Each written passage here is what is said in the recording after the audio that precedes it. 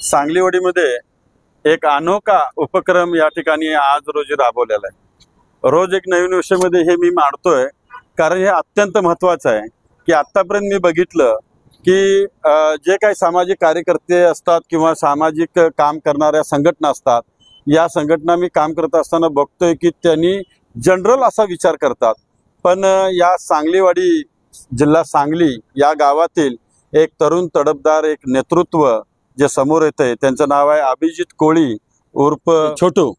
तर यांच्या डोक्यामध्ये एक संकल्पना आली की ज्या ज्या ठिकाणी मंदिर आहेत त्या मंदिराच्या ठिकाणी हे डस्टबिन ठेवण्याचा उपक्रम त्यांनी घेतलेला आहे। मिरवडीतील हे युवा नेतृत्व छोटू कोळी यांना मी विचारतो की ही संकल्पना तुमच्या डोक्यात काय आल्या, तुमचा उद्देश काय आहे?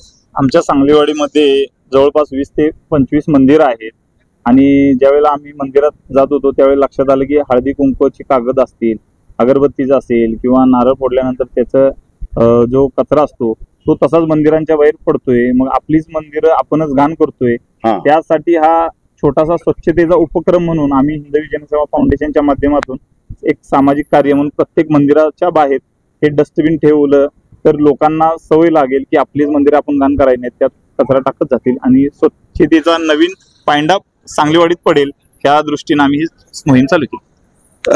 मी रोज एक नवीन विषयाच्या माध्यमातून मी तमाम माझ्या जवळजवळ 20 ते 22 लाख दर्शकांना मी या दृष्टीने सांगतो की छोटू कोळीने जे काय उपक्रम राबवला तसं प्रत्येक गावामध्ये, प्रत्येक जिल्ह्यामध्ये, तालुक्यामध्ये आपण जे सामाजिक कार्य करतो त्यांनी आपल्या आपल्या गावामधल्या प्रत्येक मंदिरापुढं अशा पद्धतीचं एक डस्टबिन ठेवावं।